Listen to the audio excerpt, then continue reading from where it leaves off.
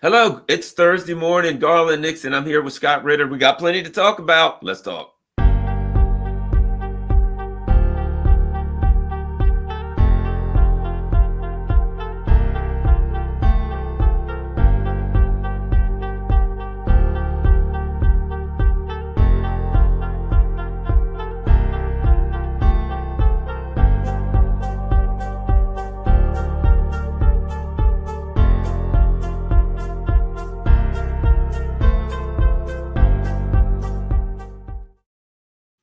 Hello, Garland Nixon here. I'm back, and Scott Ritter's here. We got lots to talk about. But before we do anything, I want to remind everybody Scott Ritter has his own site, and it's scottritterextra.com, where you'll find all of his good work. And it is very critical for all of us online, particularly for Scott in this instance, that the people who enjoy his work, the people that benefit from his work, that learn a lot, help him. Certainly, Google and Walmart and Lockheed Martin and their ilk are not going to be giving Scott Ritter any money to help expose their illegalities around the world. So we'd like for you to do it. Go to scottritter.com and make sure that you donate. Make sure you donate regularly and help Scott be able to continue with his fine works. All right, Scott. My God, man, we got a lot going on here. But let's start here. I'm going to start with politics this week, right? I'm going to start with a couple political things. Macron's been barking. Oh, we're going to take 2,000 soldiers to the Russian border and smack down the entire Russian army, right? Tony Blinken went to Paris and had a talk with Macron. I'm curious as to what the talk was about, but all we can do is speculate. I wasn't there. What are your thoughts on Tony Blinken showing up in Paris, talking to the yappy chihuahua, baguette eating chihuahua? Well, I think we got to put Blinken's visit into a broader context. His visit came at the same time when Maria Zakharova, who's one of my favorite people of all time, I love her, came out, and you got to judge people not only by the quality of in her case as a spokesperson, the quality of her presentation, but the consistency of her argument. Meaning that if she was somebody like the equivalent of a White House or Secretary or State Department spokesperson, nothing they say comes true. Mm-hmm. Their predictions are all wrong because they're all predicated on lies. Look, we know what she is. She's the spokesperson of the Ministry of Foreign Affairs, and she's the face of Russia for many people. And so, she is a propagandist, straight up. I mean, her job is to spin things in a manner that makes Russia come out the best. She's just lucky that she's got quality material that doesn't require too much spinning. She just has to state the facts. She came out the other day and she said, no, France is pulled the trigger, and they're getting ready to put 1,500 troops into Ukraine. And that's, it matches information that's been put out by the Russian intelligence service, and information that one can, pick out from what's going on in France. I mean, they, as she said that, we get news from France that they have designated the unit for deployment to get it ready for deployment. And so I tend to believe that she's right, that France is getting ready to do this. Which now leads us to the next non-Blinken Macron conversation. That's a conversation, an urgent conversation initiated by the French head of the French military, calling up Shoigu for an urgent consultation. And I think they tried to cover it where he was like, hey, don't blame us, don't blame Ukraine about the Crocus City Hall attack, That was just smoke. What he was really saying is, what are you going to do when the French troops show up in Ukraine? And the answer he got is, we're going to kill you all. Every single one of you will die, and it will be vicious. And by the way, if you attempt to provide air cover for them out of bases that are outside of Ukraine, we're going to bomb those bases too. We're not messing around here. So now it brings us back to the Blinken-Macron meeting. I think Blinken put Macron on notice that you'll be flying solo on this one. There won't be Article 5 protection here. We don't support this. We don't think it's a good idea. If you're thinking that you're somehow going to compel us to follow in, you take the lead and then we, will have to have no choice but to come after you. We're telling you right now that we do have a choice and we've made it. We're not coming after you. You're literally on your own. And by the way, the similar message is being given to all the other chihuahuas you're seeking to bring together. Macron's concept is that if you take 5 chihuahuas and you put them together, you can turn them into a Rottweiler. Now, I've tried that. I bought 5 chihuahuas because I really wanted a Rottweiler, but my wife wouldn't let me get a Rottweiler. So I got 5 chihuahuas. And I put them in a room, opened up the door the next day, and I had 5 yapping chihuahuas.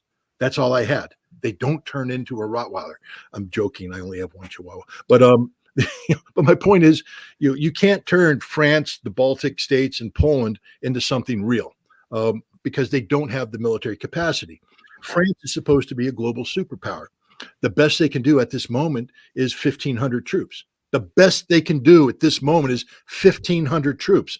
I just want to remind everybody listening that General Christopher Cavoli, the commander of U.S. forces, ground forces in Europe, and the commander of NATO ground forces in 2023, on the eve of the Ukrainian counteroffensive, participated in a defense forum, I believe, in Sweden, where he said the scope and scale of the violence taking place in Ukraine today was beyond the imagination of NATO. Beyond the imagination is a very important phrase because when you're building up concepts of operations, operational planning, it's all based upon how you imagine that conflict to be. You say, we are going to have a conflict with Russia. The conflict will, unfold in this manner. We will require this many troops. We require this much ammunition. We require this much fuel. We'll need this much logistical sustainability, this much air power, this many air-to-air missiles. And you build your entire concept of operations based upon what you imagined. So if they haven't imagined the violence taking place, they haven't imagined the casualties. They haven't imagined ammunition expenditure rates. They haven't imagined airfield attrition rates. They haven't imagined any of the things that are the reality here, which means NATO is not ready, not prepared to fight this kind of fight. That means the United States isn't ready for it. Poland's not ready for it. France isn't ready for it. Nobody in NATO is ready for it. And they have done nothing since that time to get ready for it. So all France has at this juncture is 1,500 troops. You have a situation where the Ukrainians are losing 1,000 to 1,500 troops a day on the battlefield, a day. So France, by intervening, is giving Ukraine, 1 day? And that's it. And NATO can't get involved because there's not enough troops. So I think Blinken was reading Macron, giving him a reality check and reading him the Riot Act. Now, you have to be careful about it because one of the reasons why Macron is making the flex he is right now is that he feels abandoned by the United States. Europe feels abandoned by the United States. And he is desperately trying to create a scenario that gives France and Europe relevance. But he's operating under the illusion because there's no way that you could articulate any kind of intervention in Ukraine without saying America will ultimately backstop us. And I think Blinken was putting him on notice that America is not going to backstop you. You're on your own on this one. And by the way, it isn't going to end well for you. We just had a news flash from a deputy undersecretary of defense. I can't remember his name. But he's come out with a wonderful conclusion. The Pentagon has just concluded that the Russian army has completely rebuilt itself and that it's back to being stronger than it was when this conflict started. They have everything they want for nothing. They're well trained, well led, well equipped, sustainability. And my response to him is, they were always that way, buddy. You just refuse. Now you're compelled to acknowledge reality. But basically he's saying is that this isn't a weakened Russian military. It's a very strong, capable Russian military. And we have to take that into account. That means that the United States is taking that into account, doing the military math and realizing that we don't have the wherewithal to stand up to Russia. And so now what we're looking for, and I think this will get into one of your questions later on, a phone call with Xi Jinping. What we're looking for is how to manage the scope and scale of the disaster that's getting ready to befall Europe. And that disaster, from a European perspective, is the strategic defeat of Ukraine, which is inevitable at this point. Everybody acknowledges it. The only question is what timeline, for this collapse. But it's happening as we speak. The Ukrainians are out of troops as we speak. So when they, what has been happening right now is that the Russians are in an attrition warfare game. And so Ukrainians will defend a piece of terrain. The Russians will attack with forces sufficient to pull the Ukrainians back, but not concentrating too much because, given the lethality of modern warfare, artillery, drones take out Russians. So you don't want to give too many targets for the Ukrainians. You come and you take the terrain, and then the Ukrainians counterattack. And because Russia doesn't want to lose a large number of troops, Russia withdraws. And in that process of attacking and withdrawing, Russia will achieve anywhere from a 7-1 to a 12-1 to a 20-1 casualty advantage, meaning that for every dead Russian, there's a whole bunch of dead Ukrainians. But the map, the lines on the map don't change fast. And so why is Russia taking so long to advance? Because it's attritional warfare. Their job is to kill the Ukrainians, and they're doing that. And at some point in time, the Russians attack, and the Ukrainians don't have anybody to counterattack. So the Ukrainians then fall back to the next position. And in the previous times, it took a number of iterations before Russia could make that advance. Now what's happened is every day Russia attacks and Ukrainians pull back because there's nobody to counterattack. And each attack attrits the Ukrainians further, so they have fewer and fewer troops. And the Ukrainians are now at the point where they're saying, we don't have anybody to fall back onto. And we may have to now go to the Dnieper River line and use the river as an obstacle that allows us to redistribute our troops so we can solidify lines here in the Kharkov region and lines here in the Odessa region. That's the stage of the war we're in, which is why the French are saying, well, maybe we can send troops into Ukraine and free up some of the troops that you currently have protecting the Belarusian border, operating around Kiev. Maybe we can come into Odessa and man that last emergency line to free those troops up. And so this is the act of desperation on the part of France to free up French, because the French aren't talking about going to the front lines. They can't do it. I'm just telling you right now, again, I'm all over the map here, but history is something that you have to look at. You remember when Iraq invaded Kuwait back in August 1990?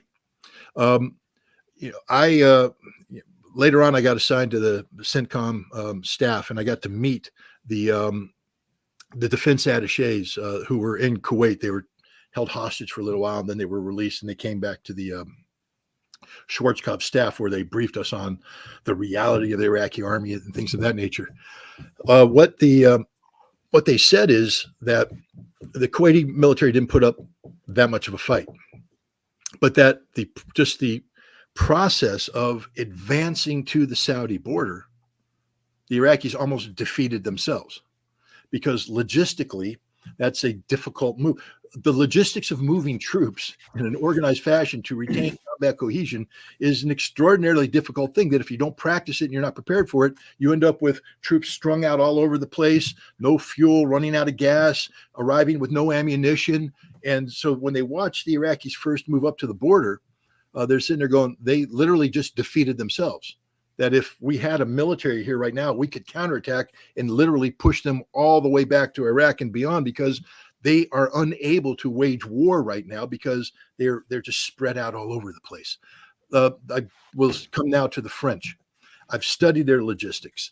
I've taken a look at what they've done in terms of exercises, because you're only as good as you train for. You're not better than what you train.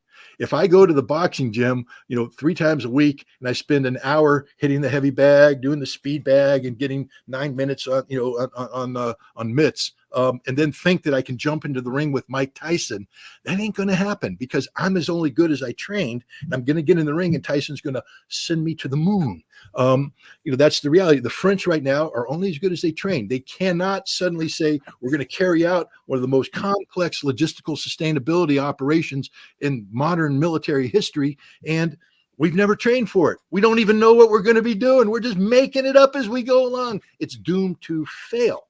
And this is, the other reality. The French can't do this. And I think the goal of Blinken's visit was to remind the French that they can't do it. And this is why the big French general called Shoigu. And I think he did it so that he can go back to Macron and say, we're all going to die.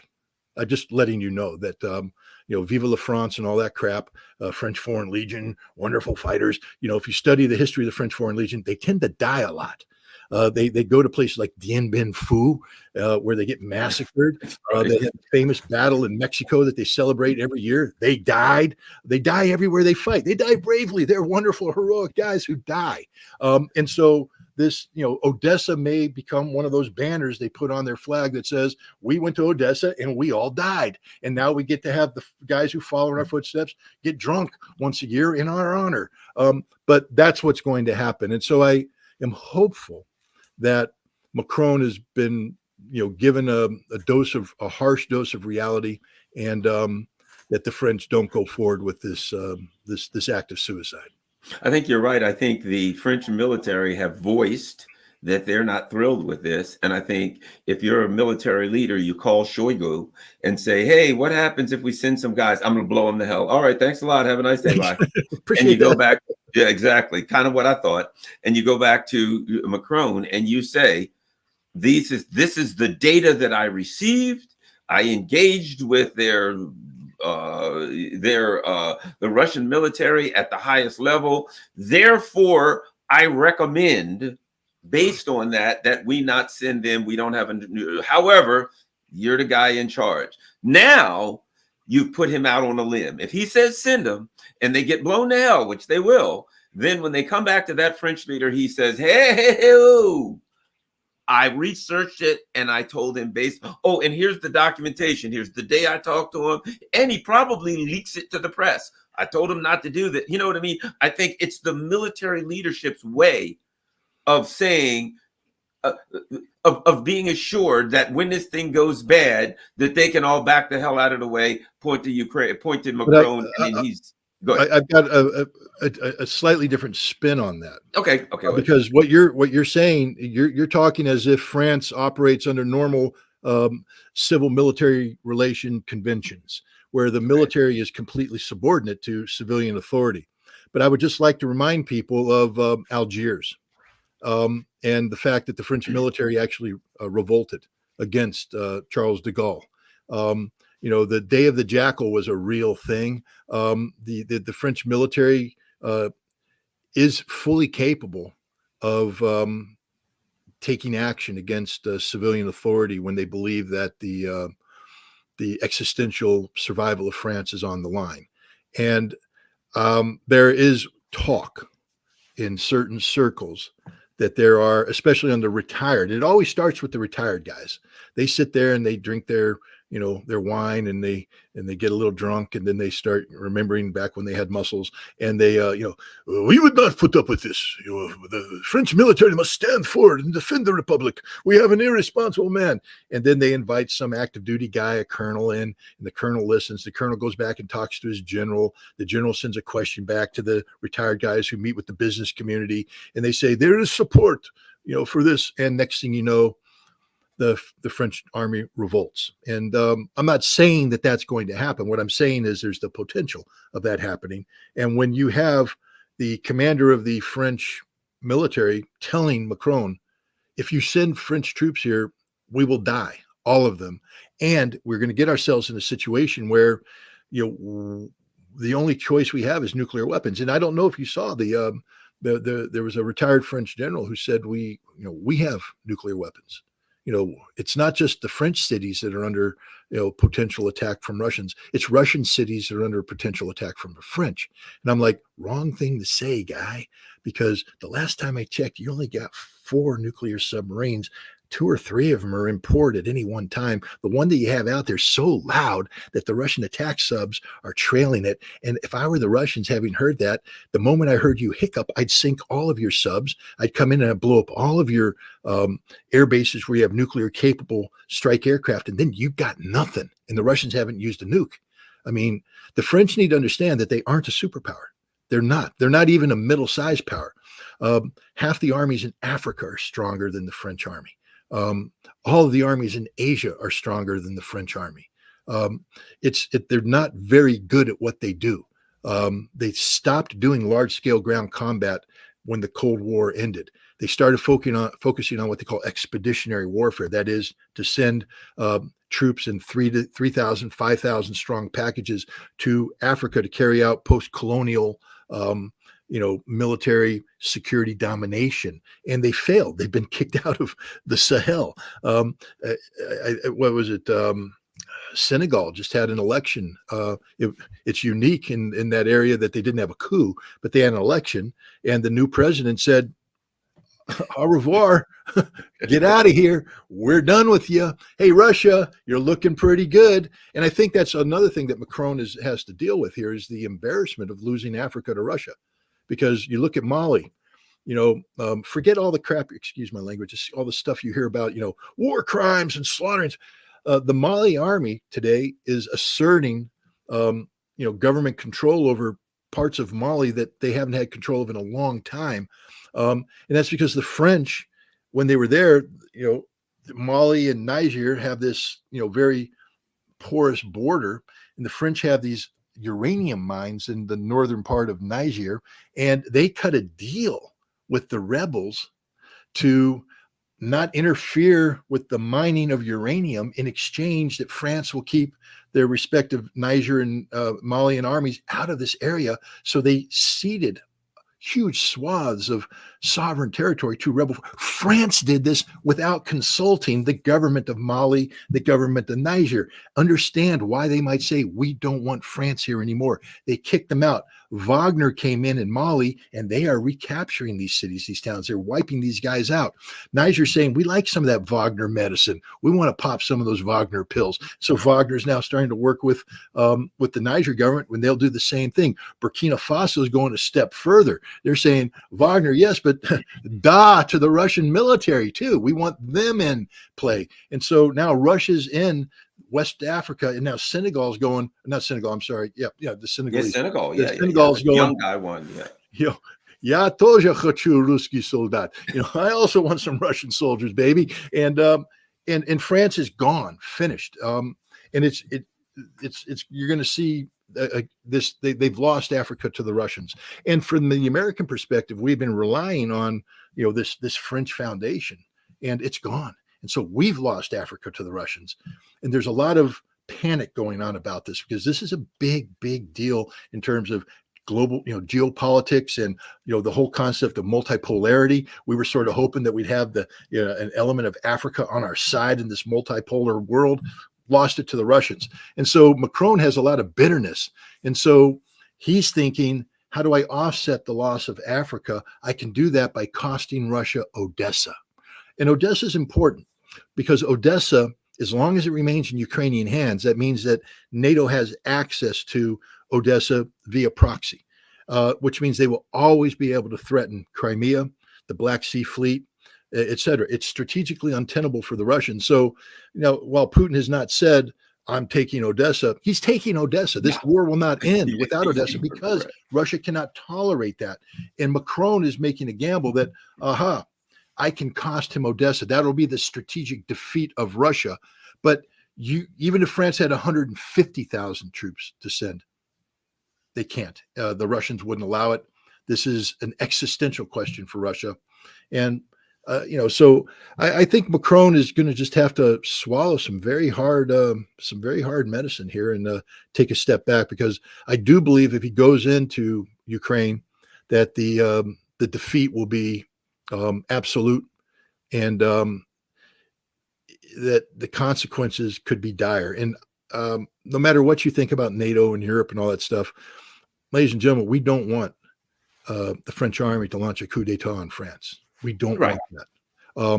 And so the best thing to do is, prevent a potential scenario that has that as a possible outcome. And so I think, again, coming back to your first question, that's why Blinken went to meet with Macron, is to lay all of that out on the line. Oh yeah, I'm with you. I agree on all of that stuff. Your thoughts on this phone call, another big diplomatic, if that's what it is, issue The Biden administration, they're sending troops to tiny islands off the coast of China and all kinds of foolishness like that. The China is reminding them about their red lines.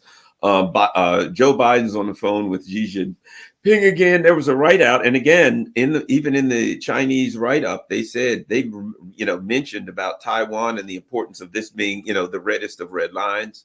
Your thoughts on that phone call? What's that all about? And let me add this: at a time when they're doing just more and more aggravating provocations, he's on the phone with Xi Jinping about one other thing. Janet Yellen's going to China again, and so I think the U.S. has some real economic problems. And anyway, your thoughts on Biden Xi Jinping phone call? American foreign policy is in a crisis at this point in time. The Biden doctrine, if you go back and take a look at all the publications that have come out in terms of national security strategy, defense strategy, all this, everything is predicated on two fundamental concepts. One, that we are a world in transition away from American hegemony towards a multipolar conflict, but that it's beyond this. This is about democracy versus autocracy. And we call out Russia and we call out China in this document as our principal adversaries. It's very stark in that. And the other one is that the sustainment of democracy hinges on the sustainment of the rules-based international order. That this is everything, that everything we do is premised on that. We continue to have the harsh democracy versus autocracy, distinction in the way we articulate foreign policy. But it's interesting that increasingly Blinken and Jake Sullivan and other U.S. officials have come out and said that the rules-based international order is no longer sustainable, and that it's collapsing on its own volition, and as a result, in the vacuum that's being created by this, the autocracies are moving in to fill quicker than we can counter. And so they're trying to come up with something. And it's important to understand that context, because when you talk about what America's doing with Russia and Europe, I think everybody has to take, a step back and understand there was a point in time pre-Ukraine where the United States had made a decision that we were withdrawing our forces from the Middle East, but that we were not going to take them to Europe, that we are instead pivoting to the Pacific, that our big strategic focus would be to reassert American power and authority in the Pacific to counter China and to convince other nations like India, the Philippines, Vietnam, Malaysia, South Korea, Japan, that we're here to stay, that the Pacific is our ocean. And that was supposed to happen. A couple things happened. One, Europe went bad, and because there's a lot of people, and there's some, because we don't know how to divorce ourselves. We say we're going to pivot away from Europe. Meanwhile, the CIA is in there going, yeah, but we're still screwing around with Russia, baby. And we're like, oh, keep screwing around with Russia. That's okay, but just don't let it get out of hand. Boom, it's out of hand. So now, before we can even pivot to, and meanwhile, because America never waits until we're prepared for something, we open our damn mouths. Remember when the Chinese delegation went to Alaska early on and then sat down, the Chinese read Blinken and Sullivan the Riot Act, said, you can't talk to us that way. I don't know, who do you think you're talking to? This is China. We're not you. We won't put up with this stuff. And so we're trying to flex our muscles to intimidate them while we're trying to get our act together in the Pacific. And the Chinese went, get the hell out of here. You can't talk to us that way. And so we're floundering right now in the Pacific. And meanwhile, boom, Europe blows up. And so all the things that we thought were going to be able to flow to the Pacific are now bogged down. We have to change everything. And just so people understand, the U.S. military is in big trouble right now, huge trouble. U.S. Army, 64,000 recruit shortfall, meaning in order just to sustain the Army at manning levels that our order of battle says we have to have, we needed to recruit 64,000, or we needed to recruit a certain number of people. We were 64,000 short.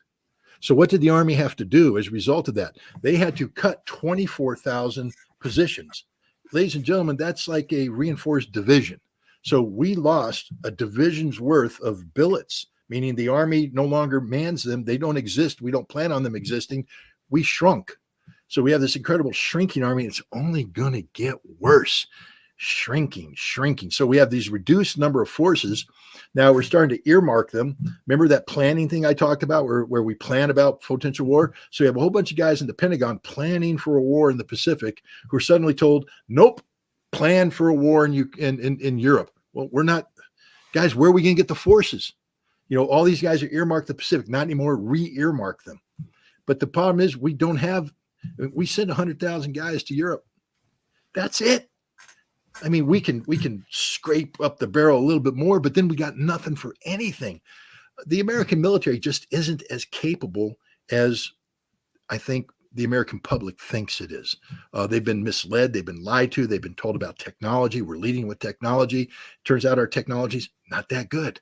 Our troops, there's just not enough of them. And the ones we have, they're not that trained anymore. And the equipment, we haven't been doing tank warfare in a long time. And so those tanks have been sitting around. They don't necessarily work the way they're supposed to work. We haven't done high sustainability air operations. So can we, the F-35, yeah, look good on paper, but in reality, when 60% of them can't respond to sorties because of maintenance issues, and if we start flying actual combat sorties, the ones that can fly are going to break very fast, and pretty soon not a single F-35 is going to be able to take off the ground, or the F-22, or any of our aircraft, because they are maintenance intensive machines. The reality is we got nothing. And so I think what's happening here is that Biden is in damage control mode. There's all of this talk about, the United States can't fight and win two wars at one time. And so, we can't fight and win one war at one time. That's the reality. But the Pentagon's like, if you want us to focus on China, we need to solve things. And another thing happened too. The Middle East blew up. It wasn't supposed to. We got out of the Middle East, and now we're back in the Middle East, and things are happening. I mean, we're waiting for the Iranian retaliation, and what's that going to happen? How's that going to play out? Is this going to become a regional war that's going to suck even more resources we don't have away from this? So the talk was trying to tone things down. Because the Chinese are not happy about the deployment of, I think it's only 300 American special forces, and only 50 of them are on that island that's off the coast. The rest of them are, spread out in different locations. And it's, the 50 guys doesn't change anything. They'll die on day one, just like everybody else. But that's the whole point. It's supposed to be a tripwire force. They're supposed to tell the Chinese, don't you dare attack Taiwan because we got 50 Americans here. And if you kill them, we're going to hold you accountable. And the Chinese go, with what? With what?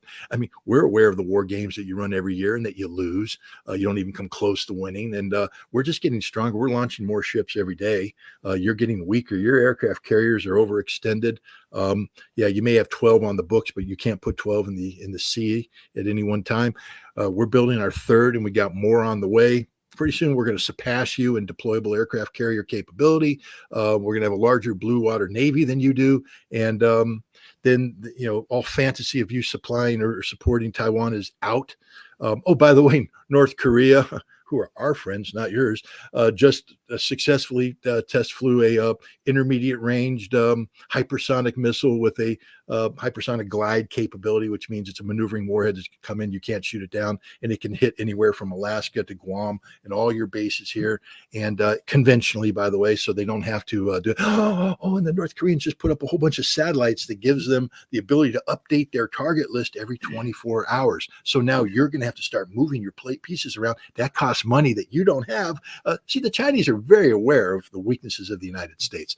And so I think Biden was calling them up to assuage the Chinese on that. And I didn't see the readout. Did they talk about Iran? Because I thought that one of the items would have been to see what the Chinese can do about telling the Iranians not to overreact to this attack.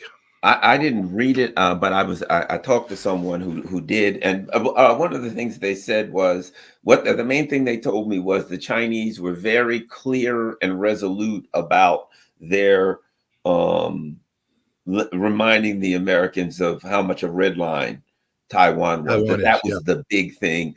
That apparently the U.S. is still wasting their breath talking about, Russia. I mean, China's relationship with Russia, but that what they got out of it was China was resolute. Look, Taiwan's the reddest of red lines. Don't be fooling around there, or this thing can go bad. Let's jump over to and I think all these things are directly related. You mentioned North Korea. One of the things that we find here recently that I've been reading a lot, the Russians now are pushing. So there was some UN body that monitored people violating sanctions against North Korea. Yeah. The sanctions against North Korea, and that was supposed to be renewed, and the Russians vetoed it. That the Russians are chipping away at the sanctions in North Korea, and I think the Russians are learning something from Iran. One of Iran's power is wisdom. They play chess real well. And they give these guys some missiles and these guys some drones, and I'm pretty sure they're giving it people targeting information, and they really play their allies very well. And I believe that the Russians looking at that are looking at North Korea and saying, very, very valuable ally in that region. That being said, we know what happened. Israel attacked the consulate. Notwithstanding, that's been discussed to a fairly well. How did the Iranians respond? I think they're going to be wise. I don't think they're just going to start throwing missiles at Israel. They're not going to give Israel what they want out of Israel's desperate. They're trying to draw the U.S. And I think they utilize their allies. I think they provide some far more lethal weapons to their allies. I think that's one of the things you're going to see. Maybe the Iraqi and Syrian and Yemen resistance forces suddenly start to turn it up with some real, as Newland would say, some nasty surprises for the Israelis. Anyway, your thoughts? I think they're going to do it. It's going to be subtle. It's going to be everybody knows I did it, but I didn't do it. Anyway, what do you think? Well, I think before we talk about the response, we got to actually touch upon why they're responding. Because this attack on the consulate was not part and parcel of business as usual. Israel's been bombing Iranian targets in Syria for a long time now. It's part of their low-grade hybrid war against Iran. And, Iran is responding by, attacking Israeli assets outside of Israel. But this was a major strategy meeting about the next phase of the conflict with Israel. Understand, Israel's losing. I just want to remind everybody here that Israel is losing this conflict. They haven't defeated Hamas militarily. They definitely haven't defeated Hamas politically. Israel's military is exhausted. They're talking about the need to emergency recruit 20,000 more troops to make up for manning shortfalls. Equipment is battered and torn and worn. And their economy is in tatters. What the Houthi have done has inflicted tens of billions of dollars of damage on the Israeli economy, and the global isolation is wreaking further economic havoc for Israel. So Israel's in a very, very desperate situation, and I think that the Iranians were getting together to talk about how to continue to ratchet up. Because look at who was at this meeting. There's the guy in charge of the whole thing. The Quds force in the region, with extensive experience working with Hezbollah and that aspect of the fight. And understand that if Israel goes to war against Hezbollah, Israel is not going to come out looking too good. But Hezbollah is ready for this conflict. They've been preparing for this conflict. Israel isn't ready. But it wasn't just that. There's the guy responsible for arming the Palestinians. If you saw, I think it was about a week or so ago, the Israelis laid out a whole bunch of weapons that were intercepted, that were coming from Iran. They said, these are the weapons that the Iranians are providing. And I'm sitting there going, wait, we're 6 months into a war where Israel claims to have total control over Gaza and all that. And you've intercepted a very large arms shipment.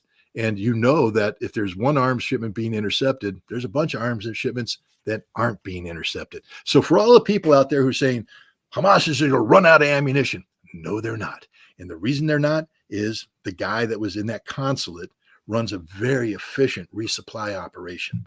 That shows you how good the Iranians are. So he was there. And so they were talking about how can we get more advanced weapons in? How can we help the Hamas fighters, balance the power? What kind of tactics are they using? What weapons are conducive to that? You don't give them weapons that they can't use.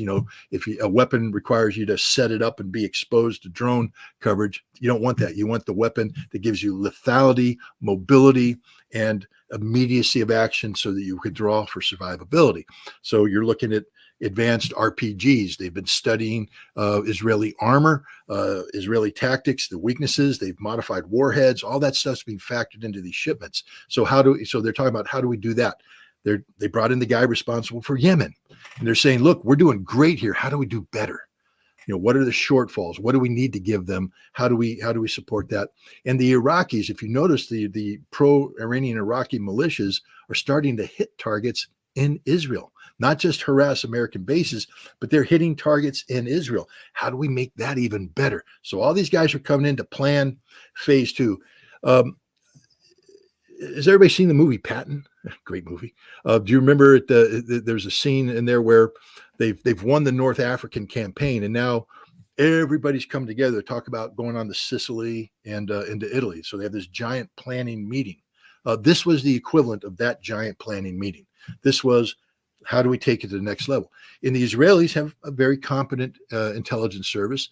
They detected this, and they said they're there. Yes, that's a diplomatically protected building, but we're taking it out anyway because this is a once-in-a-lifetime shot, guys, to get all these guys who are responsible for causing us all these problems. And so they did, and they got them. That doesn't mean that Iran won't be able to recover, but it's a big loss for the Iranians. And I want to emphasize that, a big, big, big, big loss.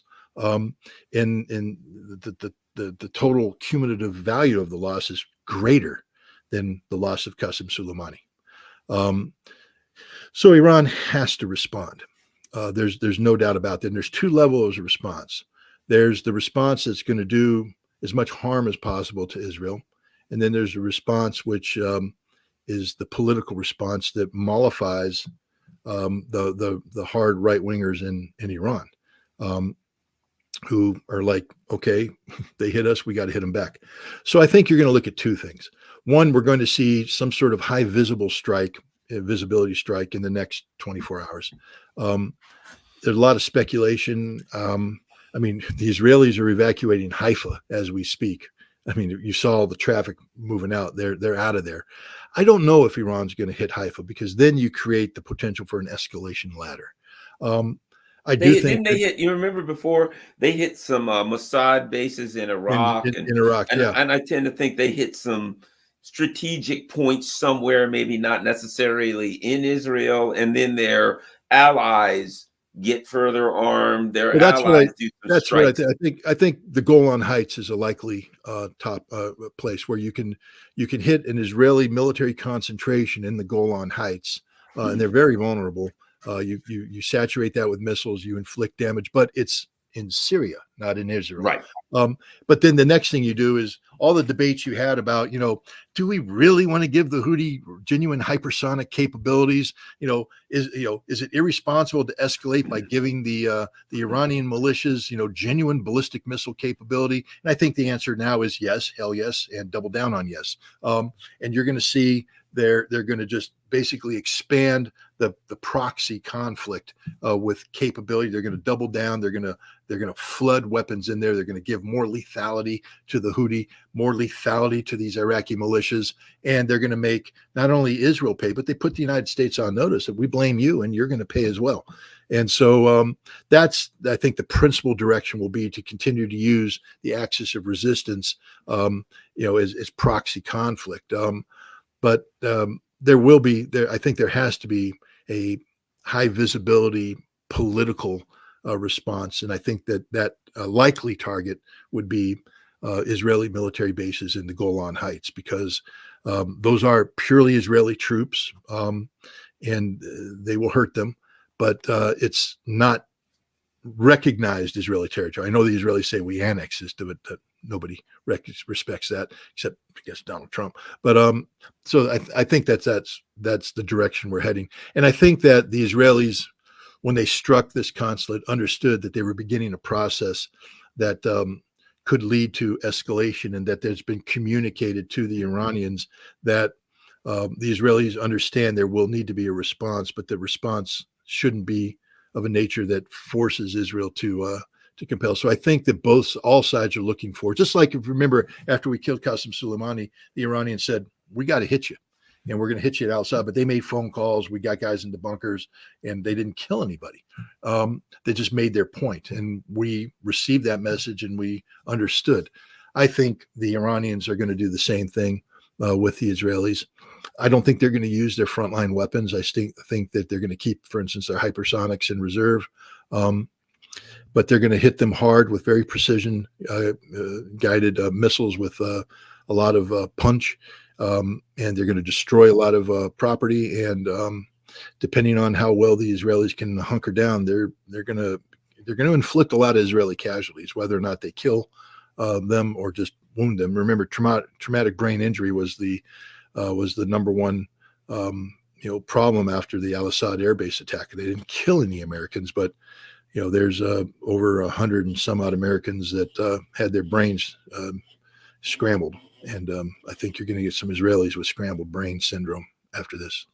Yeah, I think it's here's the way I see it. And that is, they're going to, all along, the reason, to me, the resistance fight groups, or whatever you want to call them, axis of resistance, whatever term you use, I think that one of the major reasons that I would argue they're winning is for this reason: whoever controls the escalation ladder controls controls the conflict. And I think thus far they've controlled the escalation ladder. Israel has punched out trying to turn up the volume and drag the U.S. in, and they've said, nope, there will be an escalation, but not to you want to escalation to 10. Nope, we're at 1. We're going to escalate to 1.5. We'll escalate to 1.75. We're going to escalate to where we want the escalation. So I think this is going to be about, yes, will there be an escalation? Clearly, but we're going to control the escalation. Therefore, we still control the ultimate outcome. As long as once the escalation spins out of control, then nobody knows what can happen. And I think that it's going to be all about maintaining a view of the long term, understanding, from what I'm seeing. There's no way that the U.S. and Israel can maintain this conflict but so long. Number one, the political issue, we're getting closer and closer to next November. And I think this, as with everything else, will be about the resistance forces controlling the level of escalation. Look, first of all, let's focus on the last point, which I think is one of the most important points, and but it's woefully neglected in all of the analysis, because we have a whole bunch of people that are applying, traditional, geopolitical analysis algorithms and models to assessing what's going on. I mean, at the beginning, what you call managing the escalation ladder. That's just an adaptation of John Boyd's OODA loop. It's basically the resistance is inside our decision-making cycle. They're acting, we're reacting, and they're controlling it. They're leading us by the nose to the destination they want to get to. But then there's this other reality here. All of your, right now, I just want everybody to understand this. All of your traditional geopolitical models, algorithms, and things of nature, throw them away.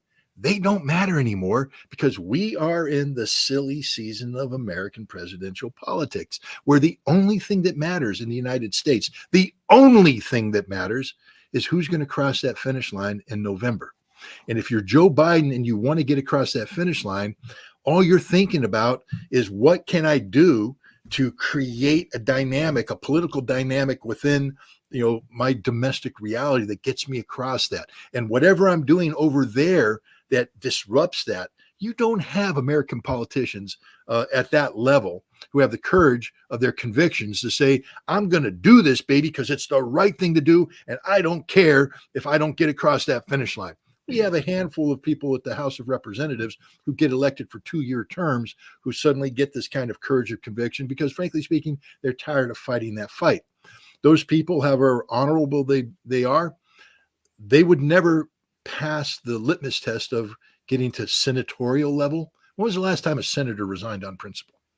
Never happened.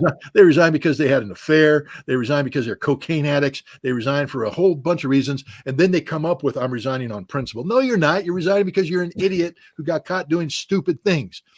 I'm resigning for personal reasons. I want to spend more time with my family. Well, if you spent more time with your family instead of snorting coke off the back end of a hooker, maybe you wouldn't have to resign. So no senators resigning on principle because they're unprincipled persons. Every single person that becomes president is the most unprincipled person in America. You can't be a presidential candidate unless you've sold your soul to 426 different devils. And Joe Biden is as corrupt an individual as you're going to meet. And Joe Biden is not going to do the right thing right now. The only thing Joe Biden is going to do is that which garners him more votes in specific battleground states so he can win the election. And so if you're not factoring that as your number one filter, analytical filter, you're going to come up with the wrong conclusion. You're going to come up with the wrong conclusion because there are a lot of things out there that are the right thing to do for the better good that Joe Biden ain't going to do because it's going to cost him votes in the election. And so that's the most important factor. And that's why I'm trying to impart this on. I just wrote 2 back-to-back pieces for Energy Intelligence, and I talked about Ukraine, and I talked about the Gaza conflict. But the point I make in this article is it's all governed by about the silly season. That you have to throw that filter on, and that filter will determine more than anything else the outcome, the policy outcome. So I think you raised a very important point, and I would just ask your audience to, in every problem set that you go forward, right now, whether it's the Middle East, China, Europe, after you go through all the standard iterations of what makes sense and what's logical and all this stuff, throw in what gets Joe Biden across the finish line. And that's the only thing that matters. And what stops Donald Trump from going across the finish line? That's what I was going to say. The other side of it is Donald Trump's over there, and they know he's rubbing his hands together, waiting for anything to go wrong, waiting for you to stumble so he can ram it down your throat. Also, Donald Trump's going to have a pretty tight grip on the Republicans in Congress, and it's going to be very difficult for them to get anything through on behalf of the Biden administration. So the Biden administration, at a time when from one end of this world to the other, their foreign policy has created an acute crisis. They were for some time, these crises were chronic, and now they're acute at a time, the worst possible time for the Biden administration, when politically they don't need them. And the bottom line, I think, we're looking at, particularly between Ukraine and Israel, which one blows first? Because one of them's going to, and I don't mean blow in that it's going to, it may be that it sparks into a broader war or whatever, but I think it may be in the case of Ukraine, collapse, and in the case of Israel, where it just gets to a point where they can't hold this thing up anymore. The Israelis have just, they've gone over the deep end so far in the things that they're doing that the internal pressure, I think it goes from the people in the street to members of the Democratic Party, throughout the party, leaders coming to Joe Biden saying, dude, you're killing us, Smalls, you're killing us. And that it gets to the point where the party says, what I'm getting everywhere is our party's going to collapse. We're going to lose. We'll lose the House. We'll lose the Senate. They'll have a supermajority. We're done. Our whole party is done. Is it worth sacrificing the entire Democratic Party for Israel? You got to make that decision, because that's what you're doing. And I think they're getting to the point where that's a reality. Yeah. Well, I mean, we're as I said in this article for Energy Intelligence on Israel, I said at the end that, we're in a unique situation. No Israeli prime minister has won an election by walking away from America. And no American president has won an election by walking away from Israel. And yet we're in a situation now that Benjamin Netanyahu's political survival, requires him to walk away from America. And we have an American president, Joe Biden, whose political viability requires him to start walking away from Israel. And so we're in uncharted territory right now when it comes to that. And what's happening here and the danger here, because we can make a similar case for what's happening with Ukraine. It doesn't matter how many times Joe Biden stands up and talks about the sacred duty and obligation to defend NATO, to defend Europe, and Ukraine will be NATO. Da, da, da, da, da. It ain't going to happen. They lost. It's over. Russia has won. But traditionally, when you have a building in collapse, you send in a shoring team. And I used to do the medium level rescue for collapsed structures. I was on a team that did that. And, so you come in, if there's an earthquake or you have a gas explosion, a building's thing, you got victims in the building, you come in and you shore up the building. You're not rebuilding the building. You're shoring it up to the point where you can, carry out a rescue, keep the situation under control. But imagine trying to shore up the building, which requires all your focus. Meanwhile, you got a divorce proceeding going on where the lawyer's calling you up and, you got to go to court, you got to do this. So you're like, okay, I'm going to go do the divorce and come back. Shoring. You can't do both right. Biden can't manage an election and take care of collapsed buildings in Ukraine and in Israel. And so everything's going to hell in a handbasket, everything.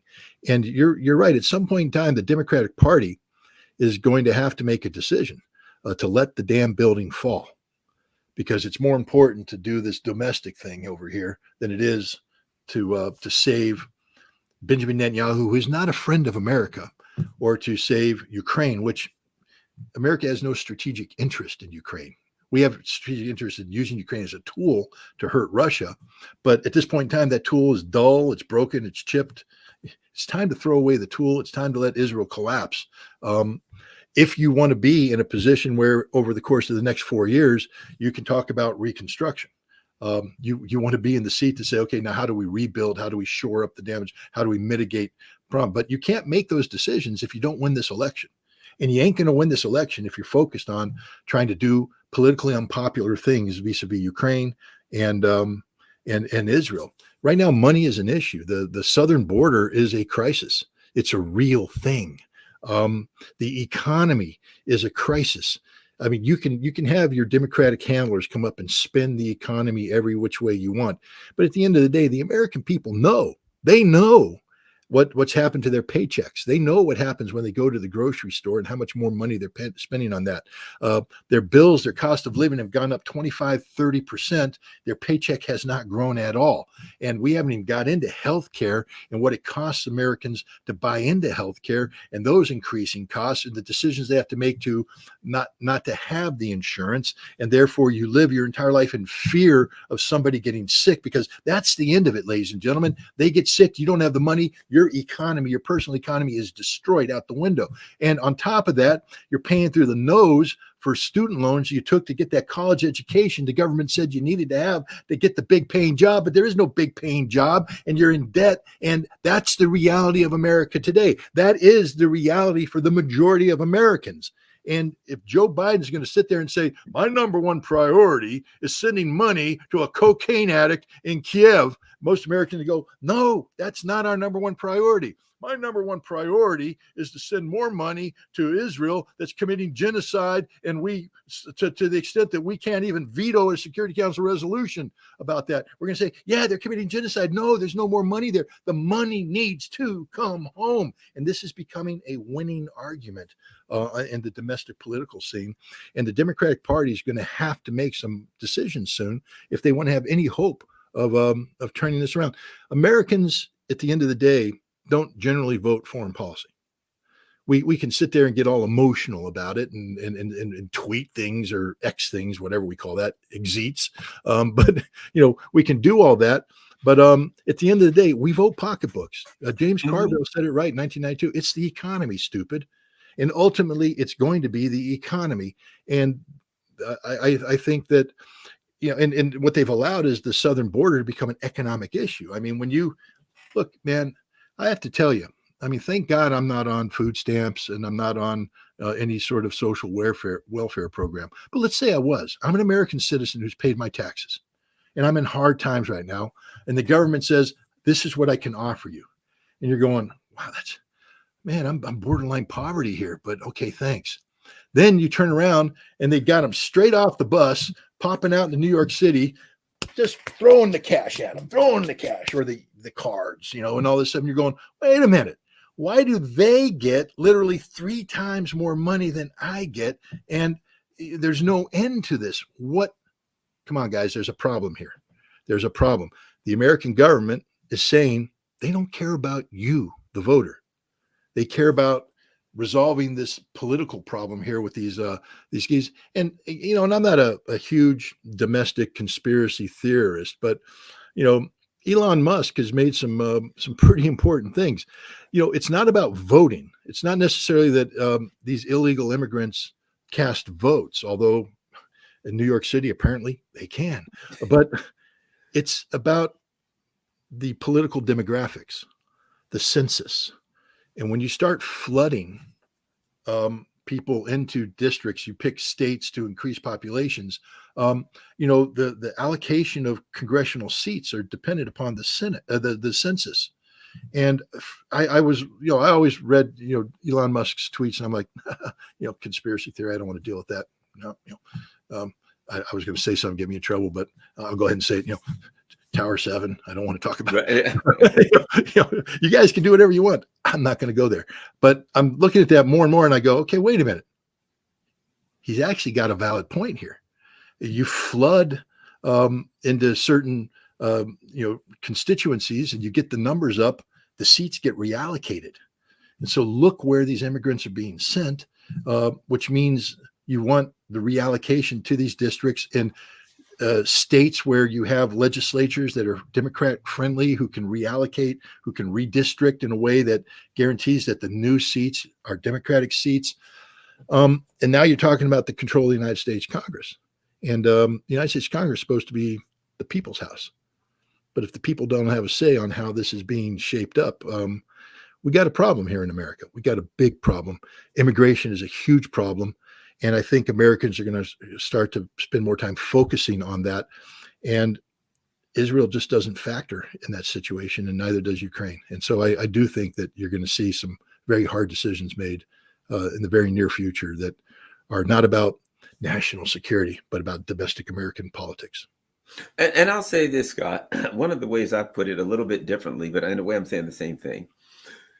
Americans, foreign policy, we're way far away from everyone. So what the elite ruling class have been able to do, what these warmongers have been able to do is go around the world doing all of this crap and not letting the Americans feel it too much.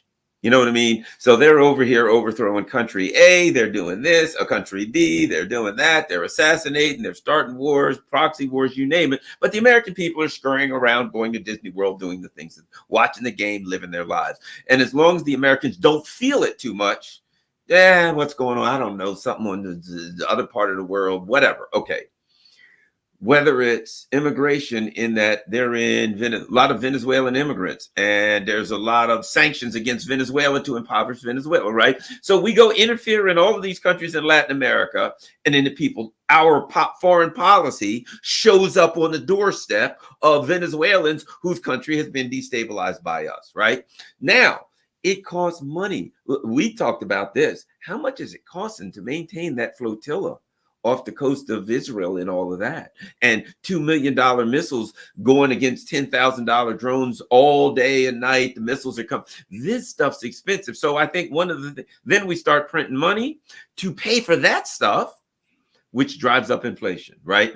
I think what we're seeing is indirectly, this neocon foreign policy, people are starting to feel it at home in the inflation, in the border crisis, etc. So in a way, where it appears that people are angry over domestic policy, it's the domestic policy is hurting as a result of the neocon foreign policy. And the first iteration that we saw of it was Donald Trump, let's face it, whatever you think of Donald Trump, saying, America first and things of that nature. I think a lot of people intuitively felt that means we ain't gonna be spending all that money all over the place. We'll spend it here. And I hear it everywhere. I hear it in the Black community. I hear it young people. Hey, why am I spending all this money? Why is all that money going over there when my community or my college loans or my this or that? So I think there is a pushback against foreign policy indirectly, in that people are angry because they're seeing pain at home. I'll put it like this. When it comes to the issue of immigration, people are like, oh, it's all racism. Well, there's a lot of Black folks that ain't happy with immigration. Well, you know why? Because they see it as a labor issue. Now you're going to bring in a bunch of people who are going to drive the cost of labor. If I'm a guy who cuts grass, or if I do labor, and you bring in a bunch of other laborers that work cheap, I don't have a job, or you drive the cost of my job, right? So now to that person, well, he's not some kind of a racist. He's got to feed his family, and you're diluting the labor pool. Again, so what do you think about my argument? They're no longer able to stop foreign policy from visiting the everyday lives of the American people, and the American people are pushing back indirectly against foreign policy. Your thoughts? Look, I support it 100%. I've been saying something similar. I talk about what I call the cocoon of comfort. And as long as the American people wrap themselves in a cocoon of comfort, and as long as the government allows you to be in that little cocoon, rocking back and forth, you don't want to rock the boat. You don't want to change this cocoon of comfort. But when the government starts doing things that disrupts the cocoon, rips it open, and confronts you with harsh, difficult decisions, generally economic in nature, then you start to wake up, and the cocoon of many Americans is being ripped open, and they're coming out. Garland, look at this. The United States Congress, some Republicans are out there saying, hey, on this Ukraine aid thing, why don't we just make it a loan? Okay, well, that's cool. Interest-free loan. So no interest. And it's a loan that we know you're never going to pay back. Wow. And now I'm a guy sitting there going, yeah. What? I got a leaky roof. I got a furnace that is hiccuping and doesn't work, so I'm getting cold half the time. I got water heater that needs to be replaced. When I go and try and get a home equity loan, I'm told I can't get it. I don't qualify for it. Or if I do qualify for it, I got to pay this ungodly interest, 29-32% interest that I can't afford to do. But if I don't take the loan, I can't fix my house. And so, wait, you're giving what? You're going to put $60 billion on the table, interest-free loan that doesn't get paid back? Why don't I get that offer? Why can't I go to the bank of Uncle Sam and say, I need, and I don't want billions, dude. I just want $20,000 so I can do the things to keep my house afloat. And it'd be nice to get a 0% loan. That would be great. And one that maybe in 10 years I could say, I don't want to pay it back. And so I'm not going to pay it back. Why don't you offer the American people this deal? But and you say, well, that's not the way it works. Well, it works with the Ukrainians. You're giving them an interest-free loan that they don't have to pay back. It's a gift to Ukrainians. They're not Americans, they're Ukrainians. And I think people are starting to wake up to the fact that something's wrong here. When the government is saying education's so important, education's so important, education's so important, and the people sign up for that, but they go, but we can't afford it. Don't worry, loans.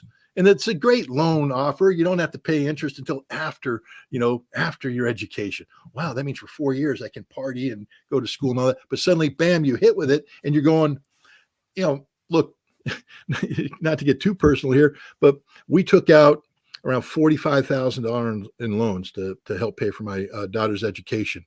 We're still paying it back. We have paid the government back over $90,000, and we still owe $20,000 because the interest is just stupid. It accumulates and all that stuff. So we're sitting there going, to send our daughter to college, we took the loan, but the government is just raking in profits. Like, okay, if you're going to loan Ukraine money, they get that loan. Right. They get that loan. They get the loan I get. We should pass a law that says you cannot offer terms to foreign entities that are better than the terms you offer to American citizens. It's called the American Equality Act. And so if you want to give 0% loans to Ukrainians, you give 0% loans to the Americans. But if you're going to charge Americans, interest rates based upon their economic viability, Ukraine is the least economic viable state in the world. So if you're going to give them a loan, make them pay the 32 to 40% interest rate that you charge Americans for equivalent loan. And Americans are starting to wake up that when you have a situation where the U.S. government cares more about foreigners than they do about American citizens, we got a problem. Yeah, I think you're right. And look, all they're going to do when it gets there is steal it. But the big guy will get his 10%, right? Scott Ritter. Yeah, he's good. Big guy's got to get paid. That's the problem. And everybody's starting to figure it out. All right, Scott Ritter, thanks a lot. Everybody, don't forget, go to ScottRitterExtra.com. All of Scott's good work is there, ScottRitterExtra.com. And when you go to ScottRitterExtra.com, make sure that you donate. You got to help Scott. Hey, he's got, bills to pay. He's got a family to feed. He's got a dog.